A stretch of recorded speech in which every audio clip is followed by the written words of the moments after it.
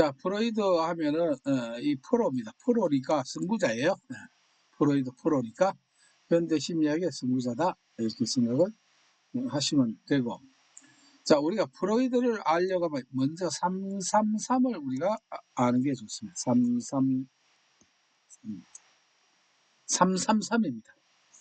이건 제가 그냥 쉽게 하기 위해서 제가 붙인 하나의 별명 333이 있습니다. 333이라고 하는 것이 무엇이냐면은, 여러분들 아마 프로이드 하면은 이렇게 빙산이 이렇게 떠 있는 거, 이런 그림을 자주 보셨을 거예요. 꼭대기는 작고 밑에는 잠겼어요. 눈에 보이는 건 작죠. 그러나 앞에 어떻게 해요? 잠겨 있는 것은 아주 큽니다. 그래서 이 그림을 통해서 우리는 프로이드의 333을 한번 정리를 한번 해볼까 합니다. 이 그림을 통해서. 첫째, 인간의 의식은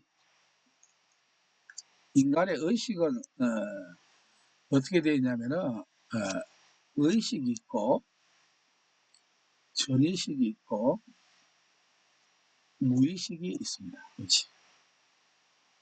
그 뭐냐면 요 떠 있는 요 부분이 요게 이제 뭐냐면 의식입니다. 그 다음에 여기에 이렇게 머물러 있는 게 요게 전의식입니다. 전의식.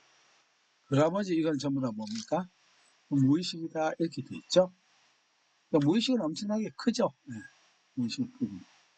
의식은 내가 바로 떠올릴 수 있는 것이에요. 내가 뭐 생각하면 의식을 해, 기억을 해, 바로 말할 수 있는 게 의식이에요. 전의식은 바로 떠오르지는 않습니다. 그러나 조금 생각하면 떠오르는 것을 우리가 전의식이라고 합니다. 그 무의식은 아예 떠오르지 않습니다. 생각이 나지 않아요. 네, 그래서 특히 프로이드는 이 무의식을 엄청 강조합니다. 무의식에서 모든 인간의 정신장애가 여기에서 나타난다. 이렇게 보시면 됩니다. 그래서 의식은 뭐가 있다? 의식이 있고 전의식이 있고 무의식이 있다. 이렇게 봅니다.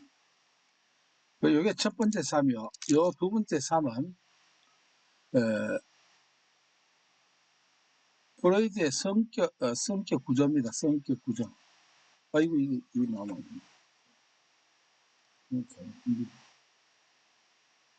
아예 밑으로 내려서 이럴 줄 알고 저 밑에도 예를 들어서 줄도 해놨습니다.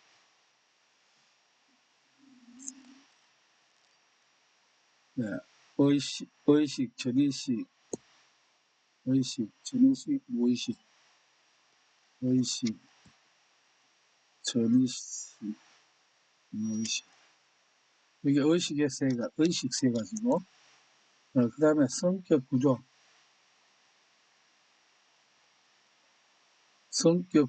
세 가지입니다. 이 성격 구조가 제일 많이 나옵니다. 성격 구조. 성격 구조는 자와 이드, 그 다음에 초자, 이렇게 있습니다. 네? 세 개.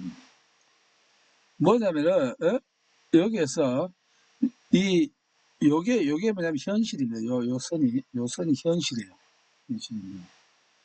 여기에 머물러 있는 거 요걸 우리가 에고라고 합니다. 에고. 요걸 우리가 자라고 해요. 에고를 우리가 에고라고 하고, 우리가 하는 이 셀프하고는 다른 개념입니다. 셀프하고는 요의 개념 자체가 달라요. 일단 에고라고 합니다. 요 밑에 있는 게 어디에 이 무의식 속에 있는 것을 우리가 이드라고 합니다. 이드. 우리가 이걸 본능이라고 합니다. 본능 중에서 이걸 뭐라고 하냐? 쾌락 본능이에요. 쾌락 추구 본능이라고 해요.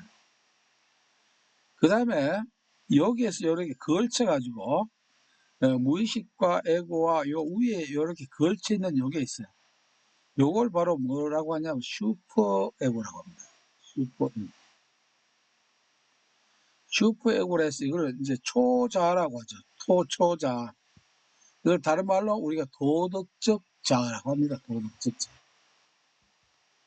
그래서 성격 구조가 뭐냐면 에고 지향적이 있고 이드 지향적이 있고 슈퍼에고 초자 지향적 이렇게 있습니다. 이렇게 세 가지로 우리가 구분을 할 수가 있습니다. 성격 구조가 이렇게 세 가지로 되어 있는데, 자, 여기에서 우리가 프로이드는 어떤 자아를 가장 중시할까요? 이렇게 물으면 대답이 막막하죠. 초자일까, 애고일까, 이들까 할 때 다시 말하면은 건강한 정신 상태는 뭐가 발달되어 있어야 되느냐? 에고가 됩니다. 에고. 에고가 이들을 통제를 할 수 있어야 되고, 초자를 통제를 잘 하게 될 때 그 사람은 건강한 정신의 소유자다. 이렇게 보면 됩니다. 에고가 약해서 무너지면 이드에 휘말리게 되거나 초자 너무 도덕적 관념에 얽매여서 이상하게 될 수 있다라고 하는 것입니다. 그래서 여기에서 우리가 중요한 것은 가장 힘이 강해야 되는 것은 뭐다? 에고가 강해야 된다. 이제 이게 하나의 그 핵심이 됩니다. 그래서 우리가 성격 구조하면은 에고가 있고 이드가 있고 슈퍼 에고 이렇게 있다. 이렇게 봅니다. 물론 이 본능에는 우리가 다른 말 이 안에는 죽음의 본능 이런 것도 다 있습니다. 쾌락의 본능 외에. 그래서 항시 이 우리가 슈퍼 에고가 막 올라옵니다. 본능, 뭐 예를 들어서 훔치고 싶다, 뭐 저걸 내가 가지고 싶다 이런 생각이 올라오는 걸 에고가 통제를 해줘야 됩니다. 그런데 범죄를 저진 사람은 어떻게 될까? 그걸 통제를 못하기 때문에 범법행위라든가 이런 것들이 일어나게 되겠죠. 그리고 너무 결벽, 완벽주의 있는 사람은 이게 슈퍼이고 도덕적 자아가 너무 발달되어 있어요. 그런 사람 보면 인간미가 안 나죠. 그죠? 이것도 에고가 적절히 어떻게 해요? 통제를 해야 사람다운 인간미가 또 날 수 있다. 뭐 이렇게 저는 간단히 이렇게 정리를 해 드리는 겁니다. 자, 그런데 자, 333 중에 우리가 의식은 의식과 전의식과 무의식이 있더라. 성격 구조는 자아와 이도와 초자 이렇게 세 개. 나머지 3은 뭐냐? 나머지 3은 불안의 세 종입니다. 우리가 행동주의에서 업시키는 방법, 다운시키는 방법 해서 다운시키는 게 뭘까요? 불안 감소죠. 그래서 채용, 노방, 금해서 체계적 둔감화 해가지고 이불 둔 이렇게 나왔지 않았습니까? 그래도 역시 불안을 심각하게 봤는데 이 불안을 어떤 불안으로 봤냐면 이걸 외우는 방법이 요 불안의 세 종류 너무 자주 나오니까 필기실기에 아예 제가 힌트를 드릴게요. 불안하니까 불안이 힌트입니다.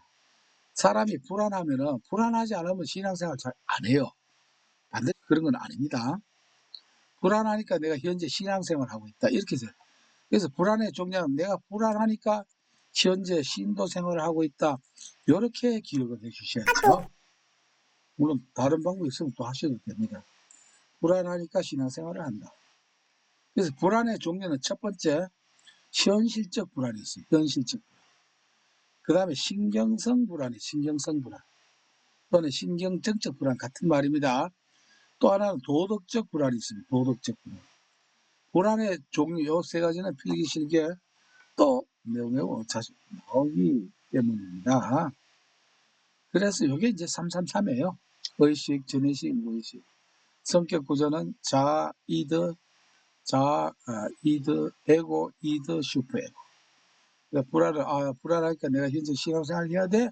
현실에서 현실적 불안, 신경성 불안, 도덕적 불안 이렇게 되는데 그럼 현실적 불안은 뭐냐? 현실적 불안은 현실은 어디에 해당된다고 했죠? 우리가 저 성격 구조 중에 에고죠. 에고가 현실을 바라보고 있지 않습니까? 에고가 자아가 현실을 바라보면서 불안을 느끼는 거. 뭐 여러 가지가 있겠죠. 뭐 요새 사건 사고가 많이 난다. 뭐 나라 꼴이었다. 현실을 보고 이걸 불안을 느낀 사람도 있고 느끼지 않는 사람도 있죠. 에고가 약한 사람일수록 큰일 났네. 나라가 어찌 될거 뭐 가물어서 어찌 될거 뭐 이런 등등 걱정이 많아요. 이런 것들 에고. 에고가 현실을 통해서 느끼는 불안이 뭡니까? 현실적 불안입니다. 뭐 조금 확대 해석을 한번 해볼까요? 야, 나는 어릴 때는 백마탄 왕자하고 결혼하려고 했는데 현실을 보니까 100만 원 그냥 티코도 없는 신랑하고 결혼해가지고 성은커녕 반지하에도 지금 겨우 살고 있다. 이래 되면 어떻게 될까? 그렇게 연관시키면 이게 현실의 불안이 될 수도 있다. 이런 것이겠죠. 예, 예. 예, 그래서 이런 에고가 자아가 살아가면서 느끼는 불안을 이게 현실적 불안이라고 합니다. 그 다음 신경성 불안은 이해를 좀 하셔야 됩니다. 신경성 불안은 안에 있는 이드하고 이 에고하고 충돌을 일으킵니다. 충돌을 일으켜서 일어나는 불안이에요. 즉 이드는 속에서 저거 좋으니까 내가 훔쳐야 되겠어. 돈 없어도 내가 저거 훔쳐야 되겠는데 에고는 뭐라고 합니까? 야, 너 그거 훔치면 감옥 가. 어때요? 이드가 하는 대로 나오면은 처벌을 받잖아요. 하고는 싶은데 뭐가 두려워서? 처벌이 두려워서 못하게 하는 거예요.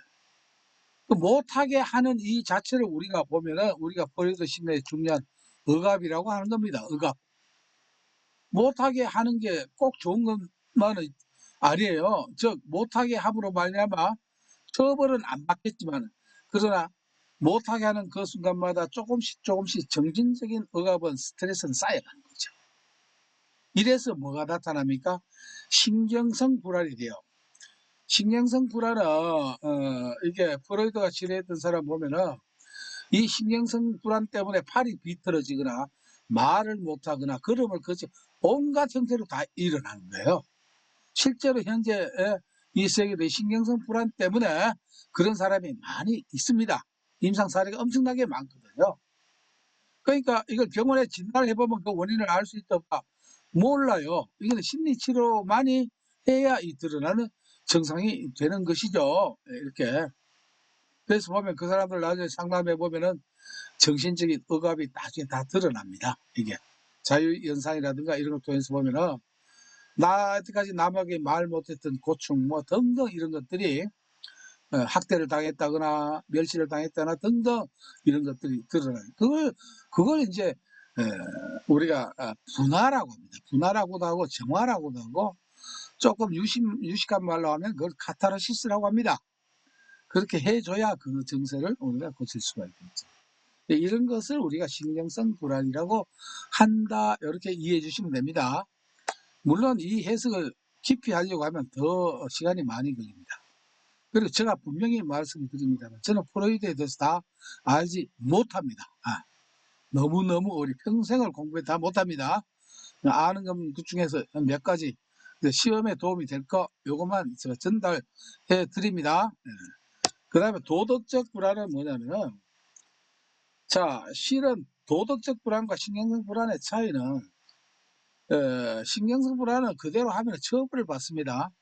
근데 도덕적 불안은 도덕적 관념이 시킨 대로 안 한다고 해가지고 처벌을 받지는 않습니다. 자 명절에 시가에 가야 되는데 뭐 사정이 있어 못 갔어요. 그럼 여러분들 마음이 편안합니까 불안합니까? 편안하다면 참 자아가 아주 강하신 분이고 뭔가 찜찜하죠. 근데 시댁에 안 갔다고 해서 누가 경찰에 나를 고발한 사람은 없잖아요. 처벌을 안 받습니다. 그러나 내 도덕적 양심적으로 어떻습니까? 여름하죠. 불편하다. 이런 그 불안이 우리가 이런 불안을 뭐라고 한다? 도덕적 불안이라고 한다는 것입니다. 지나가는데 가난한 사람한테 돈을 내가 못 도와줬다. 친구가 어려운데 내가 못 도와줬다. 이런 것들도 너무 쌓이면 이게 도덕적 불안이 돼서 이것도 정신건강에 좋지 않게 된다는 거예요. 그러나 친구가 어려울 때 안 도와줬다고 해서 내가 처벌받는 건 아니잖아요. 이것이 우리가 신경성 불안과의 차이점이다. 이렇게 이해를 해 주시면 좋겠습니다. 이렇게 해서 프로이드의 333에 대해서는 이렇게 설명을 했고요. 우리가 프로이드를 알려면 먼저 알아야 될 게 심리, 성적 발달 단계입니다. 발달 단계 5단계예요. 자, 가장 그 논란의 여지가 되고 있는 것이 바로 프로이드의 이 이론입니다. 이 이론에 공감하는 분도 있고 안 하는 분도 있어요.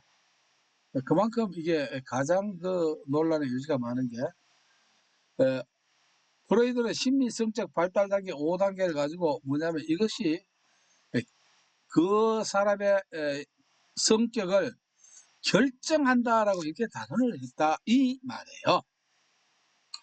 자, 이 발달 단계는 첫째 뭐냐면 구강기라고 하는 게 있습니다. 구강기. 우리 이걸 오랄 스테이지라고 합니다. 뭐 영어 안 해도 됩니다만 두 번째는 항문기가 있습니다. 세 번째 남근기가 있고요. 네 번째 잠복기가 있고 다섯 번째 생식기가 있습니다. 이게 심리성적 발달 단계 5단계입니다. 그 중에서 우리가 중요한 거는 이 1, 2, 3단계예요. 이게 학자마다 다릅니다만 0세부터 뭐 1.8세 또는 1세 뭐 그거 중요한 게 아닙니다. 그 다음에 이거는 1.8세부터 3세, 이건 3세부터 6세 이렇게요. 그러니까 프로이드는 이 6세에 그 사람의 성격이 결정된다 이렇게 결정론자입니다. 그래서 여러분들이 앞으로 쭉 볼 때 뭔가 아동기의 경험이 결정된다 이래 나오면 이건 프로이드 이론으로 그냥 그렇게 하면 됩니다. 그래서 제가 이걸 하면서 여러분들 문제를 풀 수 있는 팁도 드리거든요. 결정된다라고 하면은 프로이드 이론입니다. 꼭 아주 중요합니다. 앞으로 그런 문장 자주 보게 됩니다. 그러면 구강기는 뭐냐면은 이때는 구는 입구자예요. 이때는 뭐든지 아이들 여러분들 키워보면 뭐든지 잡히는 대로 어디로 들어갑니까? 입으로 들어갑니다. 입으로. 잡히면 입으로 들어가요. 물론 아이의 이제 그 성격에 따라 뭐 다르겠지만은 통상적으로 입으로 들어가요. 자, 아이가 이것을 뭐라도 입으로 넣는 이것을 프로이드는 이걸 하나의 성적 행위로 본다는 것입니다. 이게 구강적 성적 욕구를 충족시켜서 이렇게 본다. 이것이 프로이드의 하나의 관점이다. 이렇게 보시면 됩니다. 그러다가 1.8세부터 이제 3세까지는 이걸 항문기라고 합니다. 이때는 이제 우리가 배변을 가려야 되는데 이게 스스로 잘 할 때도 있지만 잘 못할 때도 있거든. 그런 부모가 이렇게 도와주죠. 그래서 항문에 뭐냐면 타인의 손길이 거치죠. 이것도 하나의 한국의 그 성적 욕구를 성취하려고 하는 그런 것으로 본다는 것입니다. 그 다음에 이제 남근기가 됩니다. 이 남근기가 이제 가장 그 복잡한데 우리가 남자인 경우에는 오디세이 컴플렉스가 있고 여자에게는 일렉트라 컴플렉스가 있습니다. 두 가지가. 즉 뭐냐면은 남자 아이는 엄마를 뭐냐면은 엄마로 보지 않고 이성으로 본다는 것이에요. 자, 핵심만 제가 말씀드립니다. 뭐 깊이 얘기하려면 몇 시간 해도 안 됩니다. 남자는 엄마를 뭘로 본다? 엄마가 아니라 이성으로 인식을 한다. 그런데 내가 좋아하는 이성 옆에 누가 있습니까? 아빠가 있어요. 그럼 아빠를 그 아이는 뭘로 봅니까? 연적으로 본다 이겁니다. 그죠? 근데 상대가 됩니까? 안 됩니까? 아빠하고 안 되죠. 한 방 맞으면 안 된단 말이에요. 그래서 이 오디세이 컴플렉스라고 하는데 뭐냐면 이때 참 사람은 교묘합니다. 그 아이는 엄마가 저런 아빠를 좋아하니까 내가 아빠 같은 사람이 되면은 엄마도 나를 좋아하겠지라고 이렇게 이것을 우리가 조금 어려운 용어로 동화라고 합니다. 동화 현상이 일어납니다. 동화 현상. 정말 프로이드의 핵심 내용이 요점만 제가 정리를 해드립니다. 그래서 아버지를 닮아가려고 하는 이게 처음에는 연적이로 생각했다가 이렇게 생각이 바뀌는 것이 이게 하나의 동화 과정이 됩니다. 그 다음에 여아 같은 경우는 3, 6세에 어떤 현상이 일어나느냐. 자, 이걸 맞다 안 맞다 그런 쪽으로 들으시면 안 됩니다. 프로이드의 이론을 제가 소개하고 있는 거예요. 이게 맞다 안 맞다 그 판단으로 접근 안 해주셨으면 좋겠습니다. 자, 여자아이는 아빠를 역시 뭘로 인식을 한다? 연인으로 인식을 합니다. 그런데 역시 상대가 안 되죠. 엄마와 어떻게 아이가 상대가 되겠습니까? 그래서 아빠는 엄마와 같은 여자를 좋아하는구나. 그래서 엄마와 동화를 하려고 이렇게 이제 됩니다. 그래서 엄마를 닮아가려고 한다. 우리나라 속담에 그렇잖아요. 며느리 보려면 그 여자의 엄마를 보라카는 이런 그 말도 어찌 보면은 이런 것과 좀 상통될 수도 있을 수 있는 것 같아요. 이런 것이 우리가 이 3 내지 6세는 오디세이 컴플렉스, 그 다음에 일렉트라 컴플렉스, 이런 종류가 있더라. 이렇게 보시면 되고, 6세부터 12세까지는 이제 잠복해 있다가 12세부터 정상적으로 이제 생식이 가능한 시기로 이렇게 바뀌는데, 이거는 그렇게 중요한 게 아니고요. 요 1, 2, 3단계에 나오는데, 자, 이때 이 구간을 잘 그 발달 과정에 잘 소화한 사람은 다음 단계로 잘 넘어가는데, 그렇지 않는 경우에 예를 들어서 이거는 뭐 직업 상담사 시험에 안 나옵니다. 구강기에 뭐 할 때 어떤 상태가 일어나고 항문기에는 강박장애를 하고 뭐 이런 것들이 쭉 이제 데이터 쭉 있어요. 각 구간마다 이게 바로 그 과정을 넘어가지 못할 때는 또 퇴행이라고 해서 도로 또 빠꾸 하는 이런 현상도 일어나고 그렇습니다. 그러나 지금 설명드린 이런 정도만 이렇게 5단계가 있더라. 이 정도만 정리를 해주시면 됩니다. 핵심 5단계고요. 그 다음에 이제 우리가 방어 기제하고 이게 나오는데, 자, 일단 교재를 보고 한번 볼게요. 불안하고 있고, 여기 이제 뒤에 걸 먼저 했습니다만 방어 기제라고 되어 있습니다. 방어 기제. 우리가 방어 기제라고 하는 말을 이해를 부터 해야 됩니다. 방어 기제라는 말은, 기제라고 하는 말은 도구입니다. 도구. 자, 방어는 살기 위해서 합니까? 죽기 위해서 합니까? 당연히 살기 위해서 하죠. 내 눈앞에 만약에 벌레가 싹 들어온다라고 할 때 눈은 스스로 보호하기 위해서 순간적으로 자동적으로 합니까? 삐리삐리지삐리 웬 벌레가 내 눈을 향해서 날아온다. 너 눈을 지금 깜빡 안 하면은 벌레가 내 눈동자를 찌를 거야. 눈 감아. 이런 우리가 절대로 의식할까요? 못할까요? 못하죠. 네. 이 못하는 순간에 이루어지는 우리 사람의 이 방어 기제가 있습니다. 왜? 살기 위해서 그런 거예요. 살기 위해서. 그러면은 우리가 지금 아까도 했죠. 뭔가 신경성 불안, 도덕적 불안 등등이 무엇이 여기에 꽉 쌓여 있다. 이거를 계속 압축을 시켜놓으면 어때요? 주전자에 불을 맞고 물 넣고 끓이면 폭발 나중에 하죠. 폭발합니다. 위험합니다. 그래서 안 죽을 만큼 이렇게 숨구멍을 내서 이걸 어떻게 배출을 해요. 안 죽기 위해서. 그게 뭡니까? 그런 것을 우리가 프로이드는 이것을 방어 기제라고 합니다. 방어 기제. 왜? 이렇게 해야 억압되어 있는 걸 조금이라도 분할을 시켜서 내가 살 수 있기 때문에 그렇다는 것이에요. 그 중에 제일 많은 게 전이, 전치, 대상을 바꾸는 겁니다. 자신이 어떤 대상에 대해 느낀 감정을 보다 덜 위협적인 다른 대상의 위치를 바꿔서 표출합니다. 예, 직장 상사에게 야단받은 사람이 부하 직원이나 식구들에게 트집을 잡아 화풀이를 하는 경우, 뭐 정로에서 뺨 맞고 한강에서 눈 올린다. 이런 것을 보복의 대상을 어떻게 위치를 바꿔버리죠. 당사자한테는 감히 못하니까. 이것도 이런 사람이 왜 그럴까? 우리가 모를 때는 야, 저 사람 야비하네 이렇게 그렇게 보거든요. 왜? 본인한테 왜 못 들고 왜 저렇게 할까? 그러나 정신분석학적 격언에 보면 이게 그 사람이 살기 위해서 어쩔 수 없이 하는 거야. 그러니까 우리가 이걸 알면은 그 사람을 이해하는 관점이 달라지겠죠. 비겁해서 저런가가 아니고 정신분석학적으로 보면 이 사람이 어쩔 수 없이 그럴 수밖에 없다 이런 겁니다. 수사학하는 게 이거 좀 기억을 해야 됩니다.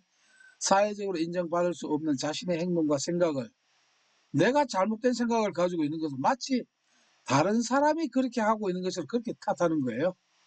이 수사가 아주 말이 빈번하죠. 자기가 화난 것을 의식하지 못한 채 상대방이 자기의 화를 낸다고 생각하는 경우, 뭐 다른 말로 방귀 낀 사람이 썩낸다, 뭐 이런 것 등등 이런 것 등등이에요. 대치는 받아들여질 수 있는 욕구나 충동 에너지를 원래의 목표에서 대용 목표로 전환시키면서 긴장을 해소한다. 이렇게 됩니다. 성화인데, 자, 우리가 성화는 방어 기제 중에 가장 바람직한 방어 기제 중에 하나입니다. 성화. 예를 들어서 그렇습니다. 우리 집에 아이가 폭력을 너무 좋아해요. 근데 폭력을 하면은, 요새 나중에 커서도, 그 폭력 행위 때문에 배우들하고 이렇게 언론에 많이 오르내리지 않습니까? 나중에라도. 그런데 그 애를 뭘 하느냐 하면은, 복싱을 시키는 거예요, 복싱을. 그러니까 폭력 행위를 어떻게 해요? 사회적으로 정당한 방법 해가지고, 그래서 올림픽에 가서 금메달을 딴다든가 이렇게 하면은, 어떻게 됩니까? 그냥 사람 때리는 거하고 링위에서 선수로서 때리는 거하고는 다르죠. 예. 그러니까 뭐가 됩니까? 이렇게 해주는 것을 우리가 이걸 승화라고 한다 이 말입니다. 그러니까 방어 기제 중에서는 아주 바람직한 방어 기제라고 할 수가 있지요. 예. 그다음에 예를 들어서 얘는 자꾸 칼을 가지고 자꾸 논다. 이게 위험하죠. 칼 가지고. 이걸 승화를 하는 거는 두 가지도 생각할 수 있습니다. 첫째는 칼 가지고 놓으면 얘를 도축장에 뼈를 밟거나 살박아는 이 직업을 시킨다. 그럼 어떻게 해요? 자기가 칼을 하는 방어 기술 사용하고 또 명장이 될 수 있겠죠. 조금 더 다른 걸로 하면 의사를 만들어서 집도의 수술 의사로 만든다. 그것도 어떻게 됩니까? 역시 승화가 된다. 이런 등등이 많이 있습니다. 이런 등등을 우리가 승화라고 합니다. 특히 우리가 예술에 보면은 피카소라든가 이런 사람들을 보면은 고어라 보면 이 자신의 성적 욕망을 예술로 승화하는 경우 그런 비하인드 스토리가 많다라고 하거든요. 그걸 어떻게 예술로 그림으로써 이렇게 한다. 부인은 아예 명백한 사실인데도 부인하는 게 죽었는데 안 죽었다 살아있다 어디 여행 갔다 이런 것 등 원래 이 주사는 종류가 상당히 많습니다. 그러나 실기시험 대비해 가지고는 5가지 외우는데 방어는 전투예요. 힌트가 방어입니다. 방어는 전투 대성부가 걸려 있다. 그래서 전이, 투사, 대치, 성화, 부인 이렇게 우리가 실기 때 대응을 하면 된다. 이렇게 되겠고, 자 우리가 정신분석 상담 단계가 있습니다. 우리가 상담 분석하고 여기에 분전 통운이라고 외워놓으십시오. 처음에 분석 시작, 전의를 해석하고 통찰하고 분석을 하는데 이 전의라고 하는 것은 뭐냐면은 상담자가 있고 내담자가 있습니다. 상담을 하는 과정에 내담자가 상담자를 보고 과거의 자기 경험의 어떤 인물을 떠올리는 거예요. 떠올리거나 그 감정을 느끼는 거. 내담자가 상담자를 보고 친정 아버지 같다 이런 걸 떠올리는 거. 이런 것을 우리가 전의라고 합니다. 전의. 반대로 역전이라고 하는 게 있어요. 상담자가 내담자를 보고 거꾸로 뭔가 과거의 어떤 중요한 인물에 대한 감정이나 이런 걸 느끼는 것을 우리가 역전이라고 합니다. 그러니까 전의는 내담자가 상담자, 역전은 상담자가 내담자 이렇게 느끼는 것이에요. 근데 내담자가 상담자에게 전의를 느끼는 것은 전의 해석을 통해서 그 사람의 문제점을 해결하는 데 도움이 됩니다. 역전의는 크게 도움이 안 돼요. 그래서 상담사가 되기 위해서 역전의를 느끼지 않도록 많은 그 교육과 훈련 과정, 수련 과정이 있습니다. 이렇게 보고 통찰, 분석, 요거는 앞으로 문제 나올 때 보시고요. 어쨌든 간에 통찰이나 분석, 전이 있죠. 이런 용어에 익숙해 주십시오. 이런 용어가 나오면 이거는 어떤 용어다? 정신분석의 용어다. 그러니까 심리성적 결정론 해가지고 앞에 제가 따로 했던 요 내용은 그냥 간단하게 이렇게 했습니다. 인생 초기에 발달 과정을 중시하고 결정론자이다 라고 하는 것이고요. 그래서 이론의 정리를 마치고 문제를 한번 볼까요?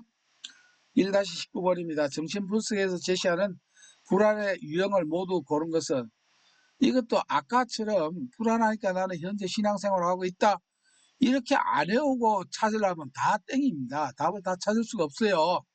배우는 건 뭐라고?